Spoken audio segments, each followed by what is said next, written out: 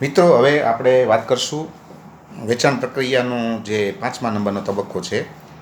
આ તબક્કોમાં તમારે ફાઇનલી પછી વસ્તુ વેચવાની છે, અથવા સામાન્ય શબ્દોમાં કહીએ તો આ તબક્કો છે એ બહુ ઇમ્પોર્ટન્ટ તબક્કો છે, કારણ કે ઠેઠ સુધી તમે ગ્રાહકને લઈ આવો અને પછી આ તબક્કામાં સાયકોલોજીકલ એવું બનતું હોય છે કે ગ્રાહકના મનમાં કોઈ વાંધો ઊભો થાય. ઓબ્જેક્શન્સ જેને કહેવાય છે, વાંધાઓનો ગુજરાતી આપણે કરીએ છીએ ઓબ્જેક્શન, શંકાઓ, doubts, objections. So if you are not able to handle the objections, you cannot sell the product.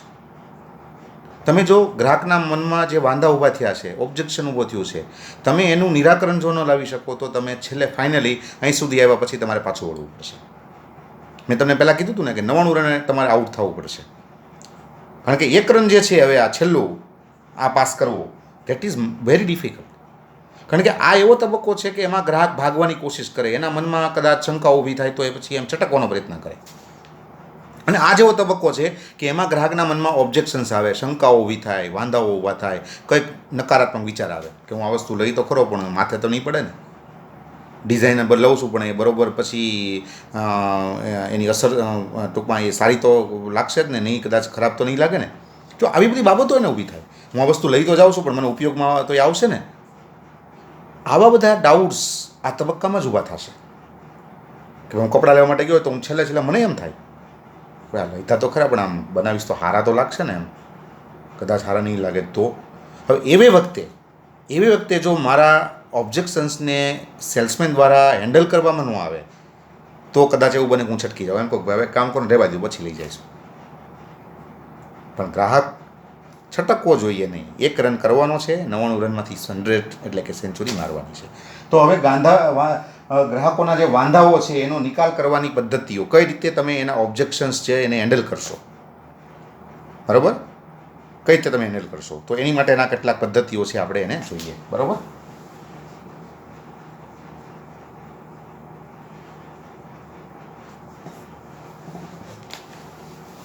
જો એમાં પહેલો સીધો ઇનકાર.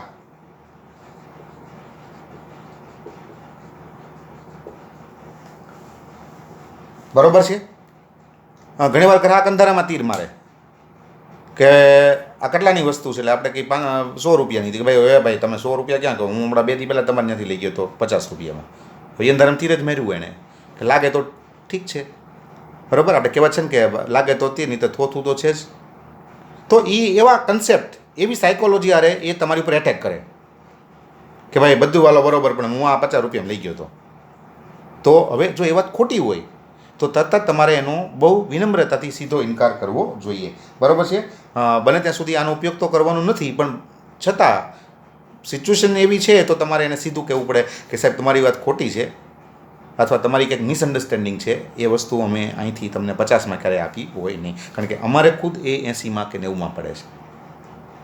તો બને ત્યાં સુધી સીધો ઇનકાર કરવાની અહીંયા વેચાણ કળામાં ના પાડવામાં આવે છે, કારણ કે એનાથી ગ્રાહક છે એને થોડુંક ખોટું લાગે એવું બની શકે. પણ જ્યાં ઉપાય જ નથી, બરાબર, ત્યાં પછી તમે આનો ઉપયોગ કરી શકો, બરાબર છે. બીજું આડકતરો ઇનકાર.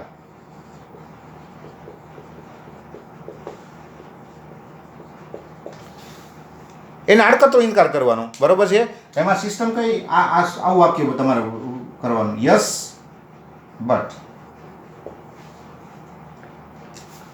હા પણ,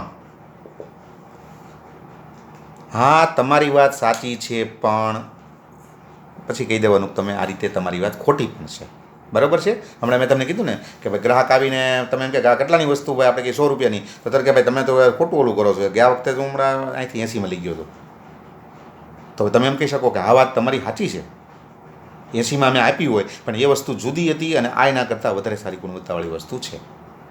હા તમારી વાત સાચી છે પણ આ એના કરતાં વધારે સારી ગુણવત્તાવાળી વસ્તુ છે.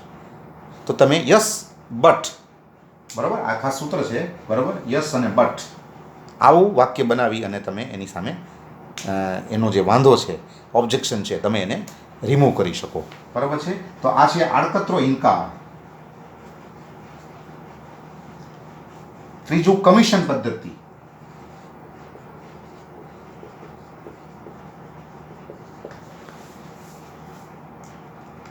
એકવાર ટમેટા લેવા માટે હું ગયો, બરાબર છે.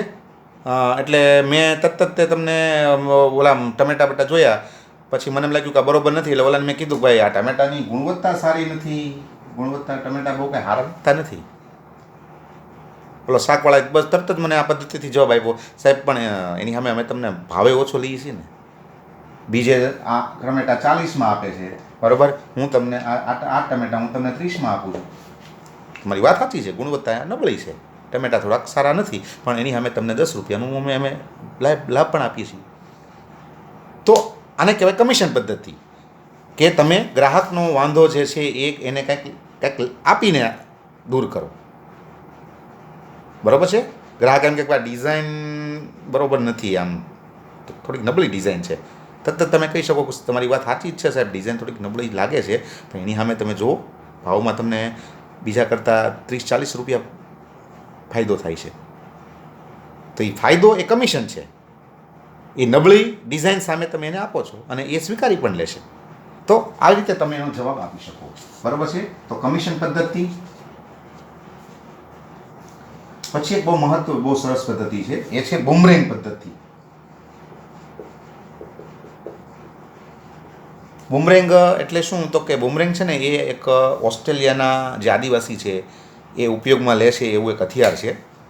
કાંગારૂ છે ને, કાંગારૂ ઓસ્ટ્રેલિયામાં કાંગારૂ થાય છે, અને કાંગારૂને મારવા માટે આ હથિયાર ઉપયોગમાં લેવાય છે. એ આમ આ રીતનું આપવું હોય છે.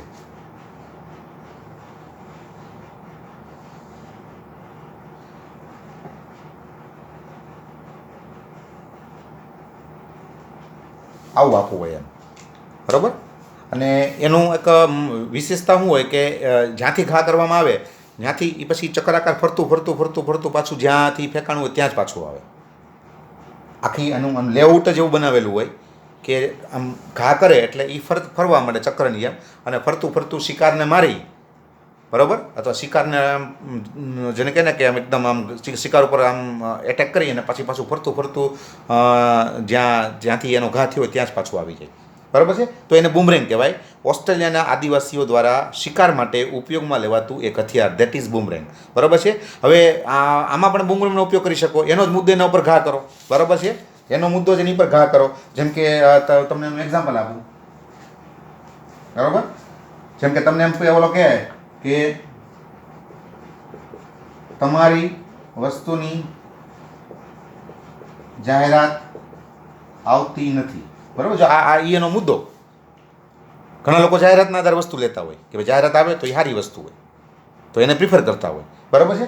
તો એ એણે તમને શું તમને કીધું કે ભાઈ તમારી વસ્તુ છે એમાં એની જાહેરાત તમે જોતા નથી, તમારી વસ્તુની જાહેરાત આવતી નથી, એટલે તમારે પછી તરત જ એને શું કહેવાનું ખબર છે? આનો ભાવ કેટલો? એટલે ગ્રાહક કહેશે 200 રૂપિયા. પછી તમારે શું કહેવાનું? આ વસ્તુ તમારે 300 રૂપિયામાં જોવે છે. એટલે ગ્રાહક છે એ ચોંક આમ શોખ ખાશે, 300 રૂપિયામાં. એટલે તરત કહેવાનું કે જો કંપની જાહેરાત કરશે ને તો આ વસ્તુ તમને 300માં મળશે, જાહેરાત નથી કરતી માટે તમને આ 200 મળે છે. આ જ વસ્તુ બીજી જોઈ આવો. બીજી કંપની છે કે જે જાહેરાત કરે છે એ તમને આ 300માં વસ્તુ આપે છે, આ જ વસ્તુ, આ જ ગુણવત્તા, આ જ લક્ષણો એ તમને 300માં આપે છે, આ કંપની તમને 200માં આપે છે. શું કામ? તો કે જાહેરાત કરતી નથી માટે. ઓલી જે કંપની જાહેરાત કરે છે એ ખર્ચો કાઢવા એ તમારી પાસેથી 100 રૂપિયા વધારે લે છે. એટલે તમારે આ 300માં જોતી હોય તો બોલો, તો તરત ગ્રાહક કહે ના મારે 300 જોઈએ, મારે તો બરોબર જ છે, મારે કાંઈ વધારે ભાવ નથી દેવો. તો તરત તમે કહી શકો કે જો આ કંપની જાહેરાત કરતી હોત તો તમને આ 300માં મળે, નથી કરતી માટે તમને 200 મળે છે. તમને ફાયદો થાય છે. જાહેરાત કરવાથી કોઈ તમને ફાયદો થતો નથી. જાહેરાત કરશે તો તમને કોઈ ફાયદો નહીં થાય, પણ તમને ભાવ ઓછો લેશે તો તમને ફાયદો થશે. એટલે આ કંપની જાહેરાત કરતી નથી અને તમારી પાસેથી 100 ઓછા લે છે. તો એનો મુદ્દો એના ઉપર ઘા કરો. આને કહેવાય છે બુમરેંગ પદ્ધતિ, બરાબર છે. તો બુમરેંગ પદ્ધતિ છે એ પણ જેને કહેવાય કે એક સરસ મજાની પદ્ધતિ છે, બરાબર છે. તો આ રીતે તમે એના જુદા જુદા જે કાંઈ પદ્ધતિઓ છે તમે એ જોઈ શકો, બરાબર.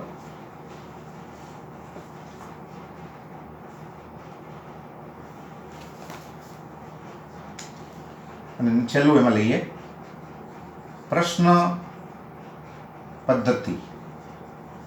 એને પ્રશ્ન પૂછો, બરાબર? એને પ્રશ્ન પૂછો તો જેને કહેવાય કે તરત જ તે આપોઆપ છે એ એનો વાંધો દૂર થઈ જશે. એ એમ તરત પ્રશ્ન કે કિંમત વધારે છે, આ એનો વાંધો, આ એનું વાક્ય. તરત તમારે કહેવાનું કે તમને નીચી ગુણવત્તાવાળી વસ્તુ ફાવશે? તો ગ્રાહક એમ કે ભાઈ બધી વાત બરોબર, વસ્તુનો ભાવ વધારે છે. એટલે તરત તમે એનો જવાબ પ્રશ્ન પદ્ધતિથી આપો તો આ રીતે આપી શકો કે ભાઈ સાહેબ તમને નીચી ગુણવત્તાવાળી વસ્તુ ફાવશે? એટલે ગ્રાહક ના ના, ગુણવત્તા તો આ જ જોવે. તો પછી સાહેબ ભાવ તો થાય ને, ગુણવત્તા ઊંચી છે એની સામે ભાવ પણ એવો જ છે. જેવું તમે તેલ નાખો, બરાબર, જેટલું મોણ નાખો એવી જ રોટલી બને. તો આ પ્રશ્ન પદ્ધતિ છે. તમારે તરત જ પ્રશ્ન પૂછો, સાહેબ તમને ખરાબ ગુણવત્તાવાળી નીચી ગુણવત્તાવાળી વસ્તુ હાલશે? એટલે ઓલો તરત જવાબ આપે કે નહીં, મારે અહીંયા તો ગુણવત્તા તો જ જોવે છે, ગુણવત્તા તો સારી જ જોવે છે. તો તરત તમે કહી શકો સાહેબ તો પછી ભાવ વધારે થાય જ. તો એનો મુદ્દો, એનું ઓબ્જેક્શન તમે પ્રશ્નો દ્વારા, પ્રશ્ન પૂછીને તમે દૂર કરી શકો. એને કહેવાય છે પ્રશ્ન પદ્ધતિ, બરાબર છે? તો આ રીતે જુદી જુદી પદ્ધતિઓ દ્વારા તમે ગ્રાહકોના જે ઓબ્જેક્શન્સ છે એને હેન્ડલ કરી શકો. ગ્રાહકોના જે વાંધાઓ છે, એના મનમાં જે વાંધાઓ ઊભા થયા છે એનું તમે નિરાકરણ લાવી શકો, એનો તમે જવાબ આપી શકો અને એ રીતે તમે વસ્તુનું ફાઇનલ વેચાણ કરી શકો, બરાબર છે? હવે એક પ્રશ્ન આવા પણ પૂછાય છે, બરાબર? તો એના તમારે જવાબ લખવાનો આવે છે. આવો પ્રશ્ન પૂછાય,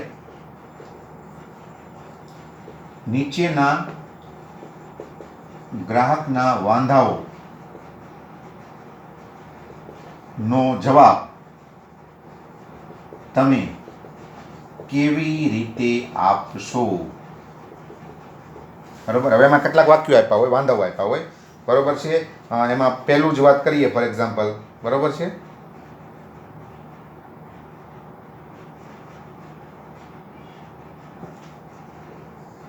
મારે મારી પત્ની કે પતિને પૂછવું પડે. તો આવું કોઈ ઘણા બોલે. ઘણા એમ બોલે કે ભાઈ બીજી વસ્તુમાં તો ભેટ યોજના છે, તમારી વસ્તુમાં નથી. તો આ બધા વાક્યો છે, પણ એકચ્યુઅલી આ બધા ગ્રાહકે રજૂ કરેલા ઓબ્જેક્શન્સ, વાંધાઓ છે અને એનું તમારે યોગ્ય ઉત્તર આપવો પડે, બરાબર છે? પછી આવું તમને કોઈ કહે, બરાબર છે?